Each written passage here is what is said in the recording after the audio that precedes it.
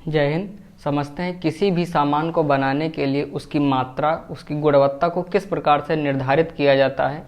Order दिए गए उत्पाद रहते हैं उसको किस प्रकार से बनाया जाता है और इसमें फिक्स प्रोडक्शन क्या होता है, चलिए इसको समझ लेते हैं। देखिए, किसी भी सामान को बनाने के लिए हमको उसकी मात्रा का निर्धारित करना पड़ता है। अब किसी भी सामान से मतलब यह है कि हमको जो सामान बनानी है उसमें क्वालिटी क्या रहनी चाहिए और उसकी क्वांटिटी क्या रहनी चाहिए, मतलब उसकी गुणवत्ता क्या रहनी चाहिए और उसकी मात्रा क्या रहनी चाहिए, उसको हम कैसे निर्धारित करते हैं। इनको तीन प्रकार से, तीन कैटेगरी में बांटा जाता है।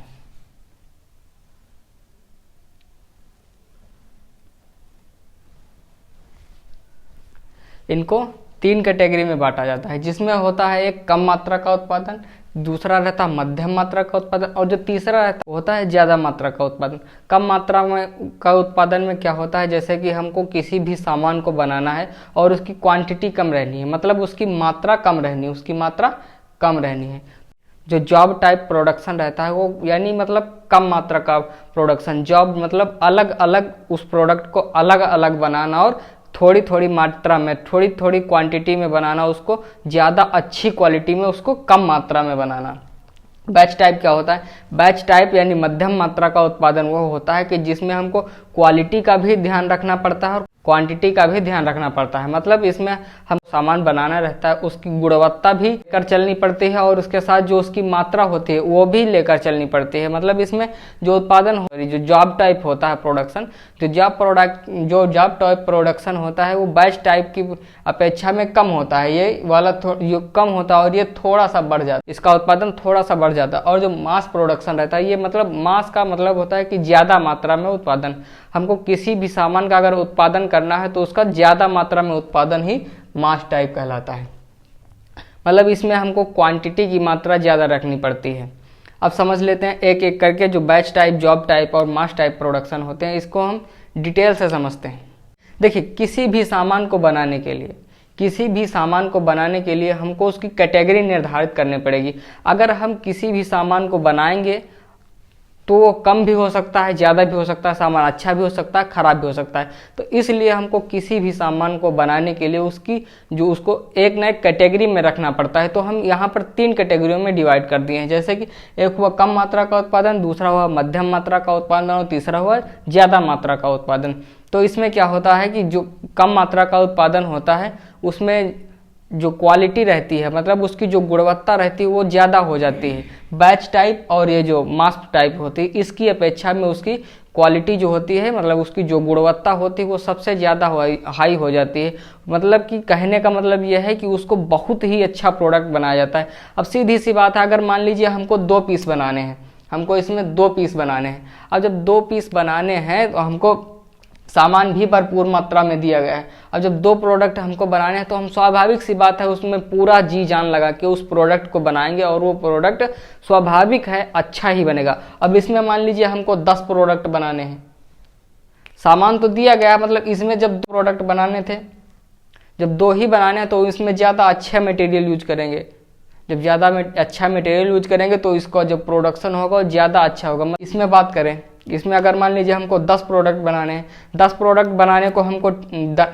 बनाने में हमको टाइम भी ज़्यादा लगेगा। सबसे पहले तो टाइम ज़्यादा लगेगा, इसके बाद मटेरियल भी ज़्यादा लगेगा, मतलब सामान भी ज़्यादा लगेगा।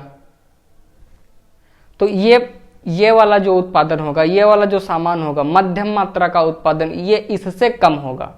इसकी क्वालिटी भी थोड़ा इससे डाउन रहेगी और ये जो इसमें जो उत्पादन होगा वो ज़्यादा मात्रा में होगा, इसकी अपेक्षा में इसमें ज़्यादा मात्रा में होगा। अब क्या होता है, मास टाइप, जो ज़्यादा मात्रा का उत्पादन होता है, इसमें हमको मात्रा सबसे ज़्यादा दी जाती है और जो उत्पादन होता है वो ज़्यादा मात्रा में दिया जाता है, जो उत्पादन रहता है वो ज़्यादा मात्रा में किया जाता है। तो इसकी स्वाभाविक सी बात है, जब हमको किसी भी चीज़ को अगर ज़्यादा क्वांटिटी में बनानी है, जब उसकी मात्रा को बढ़ाएंगे तो उसकी जो क्वालिटी होती है वो थोड़ा डाउन हो जाती है। इस उत्पादन को समझने के लिए हमने एक कार लिया है, कार का उदाहरण लिया है और इस कार को समझने के लिए हमने कारों को 3 हिस्सों में डिवाइड कर दिया है। अब 3 हिस्सों में जो कारें होते हैं, एक पहले हिस्से में हमने सबसे महंगी कार ले लिया है और दूसरे हिस्से में जो इससे सस्ती, सबसे महंगी से इससे सस्ती आती है, जिनको हम मध्य यानी मिडिल प्राइस कार बोल सकते हैं, और तीसरी आती है सबसे सस्ती कार्स, मतलब लो प्राइस कार्स, जो तीसरी लो प्राइस कार होते हैं। अब इनको समझने के लिए हमने 3 प्रकार से इनको 3 कैटेगरियों में, अलग अलग 3 कैटेगरियों में डिवाइड कर दिया है। देखिए, अब सबसे जो महंगी कार आती है, इसको हम समझ लेते हैं। अब देखिए, सबसे महंगी जो कार आती है, जैसे कि फरारी हुई, लैम्बोर्गिनी हुई, रोल्स रॉयस हुई, इन सभी की कीमत लगभग 2 से 4 करोड़ रुपए के बीच में होती है। ये कारें जो होती हैं वो इतनी महंगी होती हैं कि इनको कुछ ही लोग ले पाते हैं, मतलब इनको लेने के लिए सिर्फ गिने चुने लोग ही आते हैं, इनको सिर्फ गिने चुने लोग ही लेते हैं। तो इसलिए क्यों इनको गिने चुने लोग होते हैं? क्योंकि इनकी जो कीमत होती है वो कीमत सबसे ज़्यादा होती है। अब इसकी कीमत क्यों ज़्यादा होती है? क्योंकि देखिए, इसमें जो मटेरियल यूज किया जाता है, मतलब सामान जो यूज किया जाता है, वो हाई क्वालिटी का रहता है। इसमें हर एक एडवांस सिस्टम को यूज किया जाता है, मतलब जो भी इसमें यूज किया जाता है, मतलब वो पूरी तरह से फुल्ली टेस्टेड होता है। हर एक चीज को इसको फुल टेस्ट होने के बाद ही उपयोग में लेके आया जाता है। इस वजह से ये कारें महंगी हो जाती हैं। देखिए, इस कार जो सबसे महंगी वाली कार होती हैं, इनमें जो फैसिलिटी होती है वो बहुत ही अच्छी क्वालिटी की फैसिलिटी होती है। इनका लुक जो देखने में लगती है बहुत ही अच्छी लगती है देखने में। हर एक चीज़, मतलब ये वेल मेंटेन होती है, इनकी हर एक चीज़ सबसे ज़्यादा मात्रा में, हर एक चीज़ इनकी बहुत ही अच्छी होती है। इस कारण से इनको सबसे ज़्यादा महंगी कार्स में लेके आया जाता है। तो इनको बहुत ही गिने चुने लोग खरीद पाते हैं, क्योंकि इनका कास्ट सबसे ज़्यादा ही होता है और इनका जो मेंटेनेंस खर्च आता है वो भी बहुत ज़्यादा मात्रा में आता है। अगर इसका एक टायर भी पंचर हो जाए ना, तो आपको लगभग 1-2 लाख रुपए का इसका सिर्फ टायर जाता है। इस वजह से इसमें हर एक चीज़ महंगी लगी होती है। तो इस वजह से इसका जो प्राइस होता है सबसे ज़्यादा, जो इसका जो रेट होता है वो सबसे ज़्यादा होता है, इसलिए इसको बहुत कम ही लोग खरीद पाते हैं। तो इसको हम किस में रख देते हैं? इसको हम रख देते हैं जॉब टाइप प्रोडक्शन में। इसको जॉब टाइप यानी कम मात्रा का प्रोडक्शन, इसको हम किस में रख दिए? कम मात्रा के प्रोडक्शन में। स्वाभाविक सी बात है, जब मात्रा का जब उसमें क्वालिटी होती है वो बहुत ही अच्छी यूज की जाती है, तो उसकी मात्रा को भी कम बनाया जाता है, क्योंकि उसको खरीदने वाले लोग जो होते हैं वो बहुत ही कम होते हैं, इसलिए इसकी मात्रा को कम बनाया जाता है और इसमें हाई क्वालिटी का मटेरियल यूज किया जाता है। अब समझ लेते हैं कि जो मिडिल प्राइस कार आती हैं, मिडिल प्राइस कार, इनमें क्या होता है? इनमें जो सामान बनाया जाता है वो होता अच्छी क्वालिटी का है, लेकिन इससे क्या होता है? इससे लो क्वालिटी का होता है। इससे क्या होता है? इससे इसका लो क्वालिटी का होता है।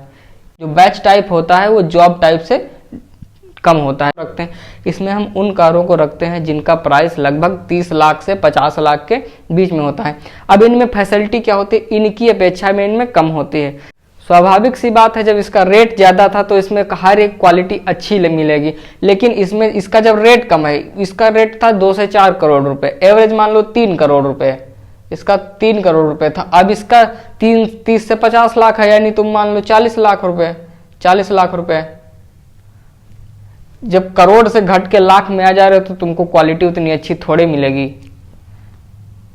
करोड़ से घट गए लाख में आए तो क्वालिटी उतनी अच्छी जब मिलेगी नहीं, तो मतलब इनमें होता है इनकी अपेक्षा में जो सबसे कम कीमत वाली कार रहती हैं उनकी अपेक्षा में इसमें सबसे ज़्यादा अच्छा मटेरियल यूज किया जाता है। इसकी अपेक्षा में इसमें ज़्यादा अच्छा मटेरियल यूज किया जाता है। क्योंकि इसका रेट 40 अप्रॉक्सीमेट 30-40 लाख रुपए 50 लाख रुपए के बीच होता है। तो इसमें क्या होता है? इसमें फैसिलिटी मिलती है लेकिन इसकी अपेक्षा में कम मिलती हैं। इसकी अपेक्षा में इसकी जो कॉस्टिंग होती है वो कम आती है। इन कारों को लोग खरीदते हैं लेकिन बहुत ही कम लोग खरीद पाते हैं। इनकी अपेक्षा में इसे ज़्यादा खरीदते हैं लेकिन इसकी अपेक्षा में कम खरीदते हैं। तो इसमें क्या होता है? सबसे पहले इसकी जो कास्टिंग होती है वो मतलब मिडिल रहती है और इसमें जो मात्रा का उत्पादन होता है वो कम रहता है। अब जब ज़्यादा लोग खरीदेंगे नहीं, एवरेज के ही लोग खरीदेंगे। मान लीजिए इसको यहाँ पर 50 लोग हैं, मान लीजिए यहाँ पर 50 आदमी हैं। अब 50 आदमी से सबकी औकात तो है नहीं कि इसको खरीद लें। अब 50 को खरीदना क्या है? कार। 50 को कार ही खरीदना है। तो इसमें कुछ होंगे, एक या दो लोग ऐसे भी होंगे, अप्रोक्सीमेट आप एक मान लीजिए, जब आपने एक माना तो एक लोग ऐसा होगा कि सबसे ज्यादा अमीर होगा, उसके पास सबसे ज्यादा संपत्ति होगी, तो वो इसको खरीदना पसंद किया। अब इसमें से एक तो निकल गया, उसके पास सबसे ज्यादा पैसे थे तो उसने सबसे महंगी वाली को चूज किया। अब इसमें मान लीजिए 10 जो थे, 10 उनके पास पैसा था, लेकिन इनसे कम था, कि इतना नहीं था कि वो 3-4 करोड़ रुपए नहीं था कि वो ये वाली खरीद पाए, लेकिन उनके पास लगभग 40-50 लाख रुपया था। इनके पास तो 3-4 करोड़ रुपए था, तो इन्होंने आराम से इसको खरीद लिया। अब इनके पास क्या था, लगभग 50 लाख ही रुपया बचा, तो अब यह क्या करेंगे, इसको तो खरीद नहीं पाएंगे। अब इसको भी नहीं खरीदेंगे क्योंकि इनके पास 50 लाख रुपया, उसी में इनको कार खरीदनी है, तो ये इस वाली कार को चुनेंगे। इस कैटेगरी की जितनी भी कार रहती हैं इसको ये चुन लेंगे। तो इसमें क्या होगा, 40 लाख रुपए मान लिया, इसका एवरेज ले लिया, 40 लाख रुपए की से इन्होंने कार खरीद लिया। इनको फैसिलिटी मिलेगी लेकिन इतनी अच्छी नहीं मिलेगी। अब इसमें से कितने निकल गए, 50 में से एक ने तो ये कार खरीद ली, 3 करोड़ रुपए वाली कार खरीद ली। अब इसमें से 10 जो थे वो खरीद लिए 50 लाख वाली कार, 50 लाख वाली कार खरीद लिया। अब जो इसमें से बचे, अब ये क्या करेंगे, इनको भी कार खरीदनी है, तो जब कार खरीदनी है तो ये सबसे सस्ती में आ लेंगे। अब इनके पास मान लीजिए एवरेज था, इनके पास 10 लाख रुपए का एवरेज था, 10 लाख रुपए इनके पास थे, तब ये इनको खरीदना कार है, तो अब क्या करेंगे, ये सबसे सस्ती वाली जो कार होती हैं इनको खरीदेंगे। फैसिलिटी इसमें भी मिलती है, लेकिन इनकी अपेक्षा में और इसकी अपेक्षा में बहुत ही कम फैसिलिटी मिलती है, इसलिए इसको सबसे सस्ती क्वालिटी में रखा गया है। सबसे सस्ती क्वालिटी में रखने का मतलब होता है उसमें जो मटेरियल यूज किया जाता है वो कम क्वालिटी का रहता है, और जो उसमें फैसिलिटी रहती है वो भी कम क्वालिटी में रहती है, बहुत ही कम रहती है। इनकी सबकी अपेक्षा में इसमें सबसे ज़्यादा कम होता है। देखिए सीधी सी बात है, इनको अलग अलग कैटेगरी में क्यों डिवाइड किया जाता है। सीधी सी बात है ये कि अगर आप मान लीजिए खाना बना रहे हैं, तो खाने में आप दाल अलग बनाते हैं, सब्जी अलग बनाते हैं, चावल अलग बनाते हैं, रोटियों को अलग बनाते हैं। ऐसा नहीं है कि आप एक ही सभी मटेरियल्स को एक ही में मिला दिया। मान लीजिए यहाँ पे चावल आपने बनाए, दाल बनाई, सब्जी बनाई, रोटी बनाई, आपने 4 चीजों को बनाया। अब इनको अलग अलग तैयार किया गया, दाल को अलग तैयार किया गया, सब्जी को अलग तैयार किया गया और रोटी को अलग तैयार किया गया। अगर इन चारों को एक ही में मिला देंगे, अगर चारों को एक ही में मिला देंगे तो इसमें इसका कुछ और ही बन जाएगा, इसका कुछ और ही बन जाएगा। अगर आप खिचड़ी बनाते हैं, खिचड़ी बनाते हैं, तब इसमें क्या डालते हैं, चावल डालते हैं, दाल डालते हैं और नमक डाल दिया, बन गई खिचड़ी। अब ये क्या होता, खिचड़ी मतलब इसमें सब कुछ पड़ा है, इसमें दाल भी पड़ी है, चावल भी पड़े हैं और इसमें नमक भी पड़ा है, हर एक चीज पड़ी, तब ये क्या बन गई, खिचड़ी। अगर इसी प्रकार से अगर उनको हम अलग अलग कैटेगरी में, किसी भी चीज को अगर हम अलग अलग कैटेगरी में ना डिवाइड करें तो वो भी क्या बन जाएगा, खिचड़ी। मतलब वो सामान लगभग बेकार होने के कगार पे पहुंच जाएगा। जब उसको हम अलग अलग सामान में, अलग अलग कैटेगरी में डिवाइड नहीं करेंगे तो वो क्या होगा, वो भी खिचड़ी ही बन जाएगा।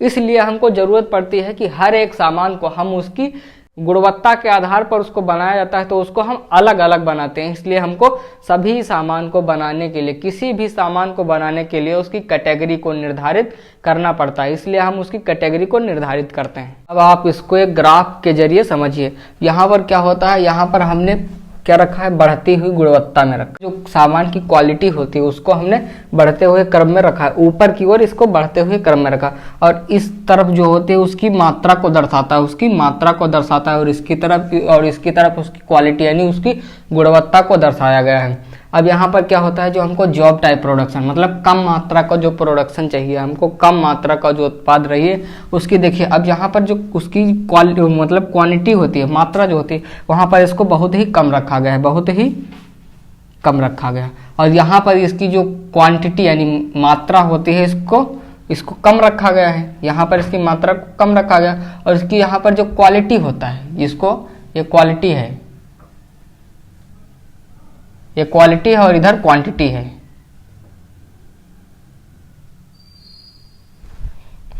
इसकी क्वालिटी को बढ़ते हुए रखा गया और इसकी यहाँ पर सबसे ज्यादा क्वालिटी है, इसकी सबसे ज्यादा क्वालिटी यहाँ पर है। अब तो ये हुआ बैच टाइप, मतलब यहाँ पर जो उत्पादन होगा वो सबसे मात्रा उसकी कम होगी, मात्रा उसकी जो होगी वो कम होगी, और जो प्रोडक्ट बनेगा यानी जो सामान बनेगा वो सबसे ज़्यादा अच्छा बनेगा। यहाँ पर यही दर्शाया गया है, इस ग्राफ के माध्यम से यही समझाने की कोशिश की गई है कि जो भी ये सामान जो होता है इसको 3 कैटेगरी में डिवाइड किया गया था। ये फर्स्ट कैटेगरी है, ये सेकंड कैटेगरी है और ये थर्ड कैटेगरी।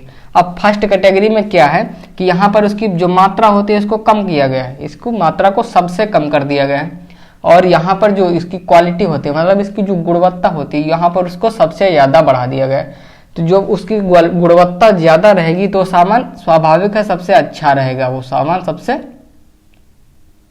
अच्छा रहेगा। अब बढ़ते हैं अगले की तरफ। यहाँ पर बैच टाइप मतलब इसकी जो क्वालिटी है, ये क्वालिटी है, इसको भी बीच में रखा गया है, और इसकी जो क्वांटिटी है इसको भी बीच में रखा गया है। मतलब इसकी जो मात्रा है इसको एवरेज में रखा गया है, बीच में है, और इसकी जो क्वालिटी है ये भी बीच में है। तब यहाँ इसमें जो सामान बनेगा वो ना तो ज़्यादा अच्छा होगा और ना ही ज़्यादा खराब होगा, मतलब उसकी क्वालिटी क्या रहेगी, मध्यम रहेगी, उसकी क्वालिटी मध्यम रहेगी और उसकी क्वांटिटी भी मध्यम ही रहेगी। अब इसमें जो क्या है मास टाइप में है, इसमें क्या दिया गया, इसकी मात्रा सबसे ज़्यादा है, क्योंकि यहाँ पे ग्राफ देखिए, ये जो ग्राफ है ना यहाँ पे सबसे ऊंचा है यहाँ पे, तो ये हुआ बैच टाइप, मतलब ये सबसे ज़्यादा अच्छा सा रहेगा। ये यहाँ पे बीच में है, ये भी बीच में है और ये भी बीच में है। ये यहाँ पे क्या था, ये सबसे कम था और ये क्या था, सबसे ज़्यादा था। अब यहाँ पे ये भी बीच में है, मतलब इसकी जो क्वालिटी गुणवत्ता है अच्छा सामान वो भी बीच में, और इसकी जो मात्रा है वो भी बीच में। तो ये क्या रहेगा, इसको मध्य कहा जाता है। इसको आप डायरेक्टली समझ लीजिए, प्रोडक्ट जो बनेगा या सामान जो हमारा बनेगा वो मध्य रहेगा, ना तो ज़्यादा अच्छा रहेगा और ना ही ज़्यादा खराब रहेगा। अब यहाँ पे क्या है, इसकी जो मात्रा इसको सबसे ज़्यादा बढ़ा दिया गया, और इसकी जो क्वालिटी है मतलब जो इसकी गुणवत्ता रहेगी वो उसको सबसे घटा दिया गया, सबसे ज़्यादा घटा दिया गया। क्योंकि हमको इसको ज़्यादा मात्रा में चाहिए, ये सामान ज़्यादा मात्रा में चाहिए। इस ग्राफ के द्वारा सिर्फ यही समझाया गया है कि जो हमारा क्वालिटी रहती है उसको किस प्रकार से, और जो क्वांटिटी रहती है उसको किस प्रकार से रखा जाता है। अगर अब मान लीजिए यहाँ पे मान लीजिए 5 प्रोडक्ट चाहिए। अब यहाँ पे हमको दे दिया गया कि हमको ऑर्डर दे दिया गया, हमको मतलब बनाने का ऑर्डर दे दिया गया किसी भी सामान को। मान लीजिए हमको 5 प्रोडक्ट चाहिए, यहाँ पर 5 प्रोडक्ट चाहिए। अब जब हमको 5 प्रोडक्ट चाहिए तो इसकी मात्रा जो है वो क्या है, सबसे कम है, और इसकी जो क्वालिटी जब 5 ही प्रोडक्ट चाहिए तो स्वाभाविक सी बात है हम इसकी क्वालिटी को अच्छा बनाएंगे, तो इसको हम रख देंगे जॉब टाइप में। ये 5 प्रोडक्ट आ गए जॉब टाइप में।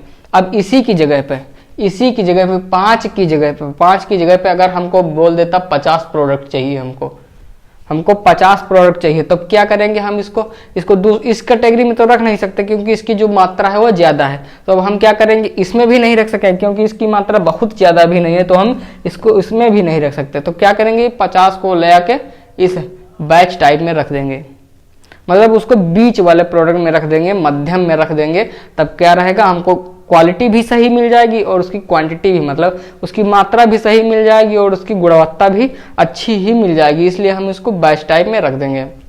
अब इसी 50 की जगह पे अगर मान बोल देता हमको 1000 प्रोडक्ट चाहिए, 1000 प्रोडक्ट चाहिए।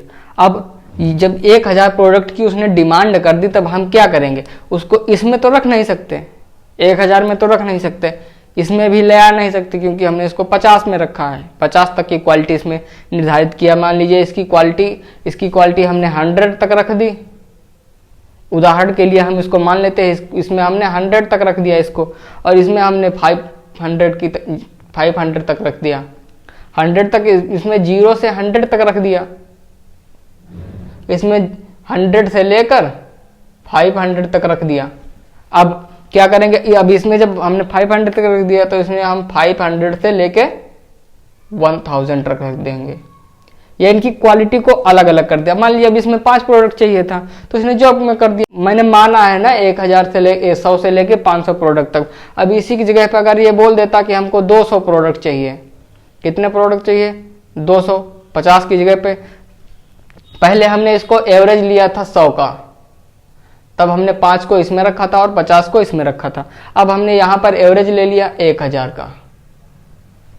तब क्या करेंगे कि इसमें हमने 0 से लेके 100 प्रोडक्ट तक रख दिए, इसमें 200, इसमें 100 से लेके हमने 500 तक रख दिए। अब यहाँ पे हमको चाहिए 500 प्रोडक्ट चाहिए तो हम इसमें बना देंगे। अब यहाँ पे हमने 500 से लेके 1000 तक रख दिया।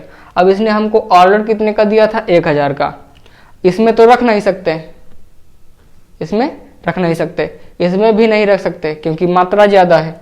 अब इसमें हम रखेंगे तो ये क्या था? ज़्यादा मात्रा का हमारा प्रोडक्शन था, मतलब ज़्यादा मात्रा में हमको सामान चाहिए था, तो हम इसको 1000 की क्वालिटी इसी में रख देंगे। 1000 की क्वांटिटी हम इसी में रख देंगे। अब जब इसमें रख देंगे तब क्या रहेगा? इसमें क्वालिटी उतनी अच्छी मिलेगी नहीं, क्योंकि हमने इस क्वांटिटी बढ़ा दी है। इसमें क्वालिटी अच्छी नहीं मिलेगी क्योंकि इसमें हमने क्वांटिटी बढ़ा दी, मतलब मात्रा हमने बढ़ा दी, तो उसने उतने अच्छा सामान हमको नहीं मिल पाएगा। इस प्रकार से इसको कैटेगरी में डिवाइड किया जाता है। जो भी सामान रहता है उसको अलग अलग प्रकार की कैटेगरी में डिवाइड किया जाता है। इसको मैंने एक उदाहरण के तौर पर लिया था, इसे यहाँ पर और भी सामान को बढ़ाया जा सकता है, उसकी जगह पे और भी सामान को रखा जा सकता है। अब किसी भी सामान का अगर हमको उत्पादन करना होता है तो हम उसको 2 तरीके से उत्पादन करते हैं। किसी भी सामान का हम 2 तरीके से उत्पादन करते हैं, जिसमें सबसे पहला होता है स्टोर उत्पादन और दूसरा होता है ऑर्डर उत्पादन। अब स्टोर उत्पादन में क्या होता है कि हम किसी भी चीज़ का उत्पादन करके उसको स्टॉक में रख सकते हैं। हम इसमें सिर्फ उसी चीज़ का उत्पादन करते हैं जो कस्टमर उसको ले सकता है, मतलब वो कस्टमर की रिक्वायरमेंट को फुलफिल कर सकता है, मतलब जो कस्टमर को ज़रूरी होता है हम उसके हिसाब से इसको डिजाइन कर देते हैं। किसी भी प्रोडक्ट को हम डिजाइन कर दिए और उसको स्टोर में स्टॉक कर दिए थे, इसको स्टोर में रख दिए। अब क्या होगा? जब कस्टमर की नीड होगी, जैसे मान लीजिए हम यहाँ पर किसी भी एक प्रोडक्ट को मान लेते हैं। मान लीजिए हमने यहाँ पर क्या उत्पादन कर दिया? यहाँ पर हमने उत्पादन कर दिया पंखा का। यहाँ पर हमने पंखा का उत्पादन कर दिया और पंखा का उत्पादन करने के बाद हमने इसको कहाँ पे रख दिया? स्टोर में। हमने यहाँ पर स्टोर में रख दिया। यहाँ पर जो पंखा का हमने उत्पादन किया था वो मतलब सभी जितने भी कस्टमर होते हैं उनकी लगभग सभी की नीड्स को पूरा कर सकता था। हमने यहाँ पर ऐसे पंखे का उत्पादन किया। अब इसका उत्पादन हमने 1 लाख कर दिया। इसका उत्पादन हमने 1 लाख की मात्रा में कर दिया। मान लीजिए इस पंखे को हमने 1 लाख की क्वांटिटी में डिजाइन कर लिया। अब 1 लाख की क्वांटिटी में हमने जब डिजाइन कर लिया और इसको स्टोर में रख दिया। जब हमने 1 लाख को उत्पादन किया तो 1 दिन में तो बिकेंगे नहीं, तो हमने इसको स्टोर में रखवा दिया। जब हमने इसको स्टोर में रखवा दिया, अब क्या होता है? ये सबके लिए उत्पादन किया गया, ये सबके लिए उत्पादन। अब ये ऑर्डर छोड़ दी, यहाँ पर हमने सभी के लिए उत्पादन किया है, मतलब जितने भी कस्टमर आते हैं उनकी ज़रूरतों को ध्यान में रखते हुए हमने इस सामान का उत्पादन किया। यहाँ पर इस सामान को ऐसी सामान को बनाया जो सभी उसको खरीद सकते हैं, मतलब यहाँ पर मिडिल क्लास भी खरीद सकते हैं, जो हायर क्लास होते हैं वो भी खरीद सकते हैं।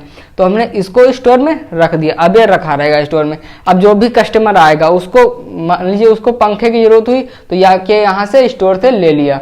यहाँ पे कस्टमर है, इसको जरूरत हुई तो यहाँ के आके स्टोर में ले लिया, स्टोर से ले लिया। तो ये तो हुआ हमारा जो होता है स्टोर उत्पादन, मतलब स्टॉक प्रोडक्शन हुआ। इस स्टॉक प्रोडक्शन में, इस स्टोर उत्पादन में जो स्टोर वाला उत्पादन होता है, इसमें हम ऐसी सामान को बनाते हैं, ऐसे सामान को बनाते हैं जो हमारा आसानी से बिक सके, वो सभी के लिए जरूरी, उसको सभी लोग खरीद सकें। हम उसमें ऐसे ही प्रोडक्ट का उत्पादन करते हैं, ऐसे ही सामान का उत्पादन करते हैं। ये तो हुआ हमारा स्टोर उत्पादन, इसका काम खत्म। अब समझ लेते हैं ऑर्डर प्रोडक्शन। ऑर्डर प्रोडक्शन वह प्रोडक्शन होता है जिसमें हमको कस्टमर द्वारा ऑर्डर दिया जाता है। जो भी खरीदने वाला रहता है वो जब ऑर्डर देता है कि हमको स्पेशली चाहिए, क्या चाहिए? स्पेशली चाहिए, हमको स्पेशली यही प्रोडक्ट चाहिए। उसने मान लीजिए ऑर्डर दिया 500 पंखे का, 500 पंखों का उसने ऑर्डर दे दिया और कहा हमको इस क्वालिटी की चाहिए, मतलब उसको क्या चाहिए? हाई क्वालिटी चाहिए, उसको हाई क्वालिटी चाहिए। इस वाले पंखे की जगह पे उसने मान लीजिए उसने ऑर्डर दे दिया हमको रोटेट करने वाले चाहिए, रोटेट करने वाले हमको पंखे चाहिए जो घूम सकते हैं, वो पंखे चाहिए। और उसने स्पेशली ऑर्डर दिया कि हमको इसमें चाहिए। मान लीजिए उसने ऑर्डर दिया कि हमको कॉपर की बाइंडिंग में चाहिए, कॉपर की बाइंडिंग में चाहिए। कौन सी बाइंडिंग चाहिए? कॉपर की बाइंडिंग में चाहिए। और घूमने वाले पंखे चाहिए, इसका जो क्वालिटी हो, मटेरियल यूज किया गया हो, हाई मात्रा का मटेरियल यूज किया गया हो। तब यहाँ पर उसने ऑर्डर दिया कि हमको 500 पंखे ही चाहिए। यहाँ पर उसने ऑर्डर दिया 500 ही पंखे चाहिए। तो यहाँ से वो क्या करेगा, ये ऑर्डर देगा। तो ऑर्डर वाला रहना है, यहाँ पे ऑर्डर को रिसीव किया जाता है। किसी भी कस्टमर के ऑर्डर को रिसीव किया जाता है और ऑर्डर को रिसीव करने के बाद वहां पर उसका उत्पादन किया जाता है। ये होता है ऑर्डर उत्पादन। इसमें ऑर्डर उत्पादन में तभी उस सामान को बनाया जाता है जो कस्टमर के अकॉर्डिंग, कस्टमर के द्वारा हमको ऑर्डर दिया जाता है, तभी हम इसमें उसका उत्पादन करते हैं। ऑर्डर प्रोडक्शन की कैटेगरी को इसीलिए बनाया गया है कि हमको जब कस्टमर ऑर्डर करे तभी हम उस प्रोडक्ट का निर्माण करें। इसलिए यहाँ पर ऑर्डर की कैटेगरी को निर्माण किया गया है। अब यहाँ पर आपने स्टोर उत्पादन समझ लिया और ऑर्डर उत्पादन समझ लिया। अब ये जो फिक्स प्रोडक्शन रहता है, ये जो फिक्स प्रोडक्शन रहता है, इसमें क्या होता है कि किसी भी सामान को अगर हमको बनाना है, मान लीजिए हमको यहाँ पर एक सामान को बनाना है, यहाँ पर हमको रॉकेट का निर्माण करना है। हमको यहाँ पर किसका निर्माण करना है? रॉकेट का। यहाँ पर रॉकेट का निर्माण करना है। अब हम इस रॉकेट को अलग अलग तो बना नहीं सकते। हम यहाँ पर एक मोटरसाइकिल की कंपनी को ले रहे हैं। जो मोटरसाइकिल बनाई जाती है उसको किस प्रकार से बनाया जाता है? तो क्या रहता है, यहाँ पर कंपनी रहती है, यहाँ पर एक कन्वेयर बेल्ट लगी रहती है, यहाँ पर एक कन्वेयर बेल्ट लगी रहती है।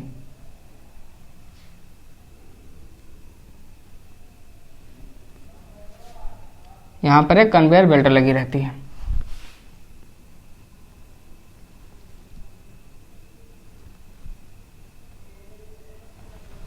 क्या रहता है, यहाँ पर मोटरसाइकिल को हमने बनाने के लिए, यहाँ ये कंपनी है, यहाँ पर मोटरसाइकिल का निर्माण करना है। अब क्या रहता है, यहाँ पर उसके पार्ट्स, अलग अलग पार्ट्स बनते रहते हैं, अलग अलग पार्ट्स बनते रहते हैं। यहाँ पर मान लीजिए टंकी का निर्माण हुआ, यहाँ उसकी पहिए लगे, यहाँ पर हेडलाइट लगी, यहाँ पर और जो भी सामान लगना रहता है वो सामान यहाँ पर लग गया। यहाँ पर अलग अलग सामान को यहाँ पर लगा दिया गया। तब जाके अलग अलग सामान, अलग अलग पार्ट्स को एक में असेंबल किया जाता है। एक में असेंबल करने के बाद ये धीरे धीरे यहाँ से चलती रहती है। जितना आगे बढ़ती जाती है उतने आगे पार्ट्स लगते रहते हैं। यहाँ पर एक क्या होता है, एक फाइनली आके यहाँ पर फुल डेवलप्ड मोटरसाइकिल मिल जाती है। मतलब यहाँ पर अलग अलग पार्ट्स को उसने अटैच करके, अलग अलग पार्ट्स को उसमें अटैच किया गया और यहाँ पर हमको मोटरसाइकिल मिल जाती है। यहाँ पे हमको किसी रॉकेट का निर्माण करना है या जहाज का निर्माण करना है। रॉकेट, मान लीजिए यहाँ पर रॉकेट का ही निर्माण करना रहता है। अब रॉकेट को हम एक जगह से दूसरी जगह पर ले तो जा नहीं सकते। यहाँ पर उसके अलग अलग पार्ट बने, यहाँ पे एक पार्ट बना, यहाँ पे एक पार्ट बना, ये यहाँ पे एक पार्ट बना, एक यहाँ पे पार्ट बना। अब जहाँ पर रॉकेट बनाया जा रहा है उसका असेंबल किया जा रहा है, अलग अलग पार्ट्स को लगाया जा रहा है। अब इसको इस कन्वेयर बेल्ट पे, ये कन्वेयर बेल्ट रहती है जिसको ले जाने के लिए लगाया जाता है। जो भी सामान रहता है, फैक्ट्री में देखे होंगे कि अगर किसी मोटरसाइकिल का निर्माण करना रहता है तो उसके अलग अलग पार्ट बनते हैं और अलग अलग पार्टों को ले जाके वो कन्वेयर लगी रहती है, कन्वेयर बेल्ट लगी रहती है, उसी पे यहाँ पे अलग अलग पार्ट्स बना के लास्ट में एक फाइनल प्रोडक्ट हमको बना के दे देते हैं। अब इसको बनाने के लिए हम इसका तो इस्तेमाल करेंगे नहीं, कन्वेयर बेल्ट पे इसकी मोटरसाइकिल के निर्माण की वैसे के निर्माण के जैसे तो हम इसको निर्माण कर नहीं सकते। इसलिए क्या होता है, इसको फिक्स प्रोडक्शन के अंदर रखा जाता है। इसको फिक्स प्रोडक्शन के अंतर्गत रखा जाता है, क्योंकि फिक्स का मतलब होता है एक ही स्थान पर, एक ही स्थान पर। फिक्स प्रोडक्शन मतलब एक स्थान निश्चित कर लिया और उसी स्थान पर इसका ये एरिया निश्चित कर लिया और इसी एरिया में इसके जितने भी पार्ट्स अलग अलग के लगे रहते हैं उनको लगा के यहाँ पे ला के रख दिया जाता है। और ला के रखने के बाद एक यहाँ पे हमको फाइनली प्रोडक्ट मिल जाता है।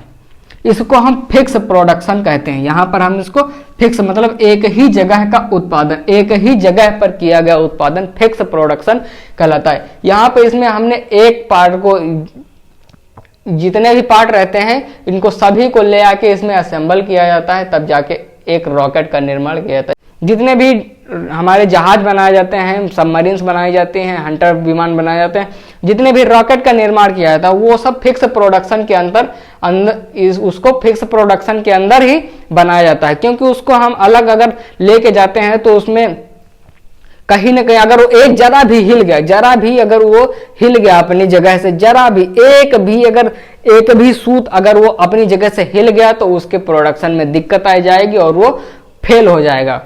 इसलिए उसको एक ही स्थान पर बनाया जाता है, इसलिए इसको हम फिक्स प्रोडक्शन कहते हैं।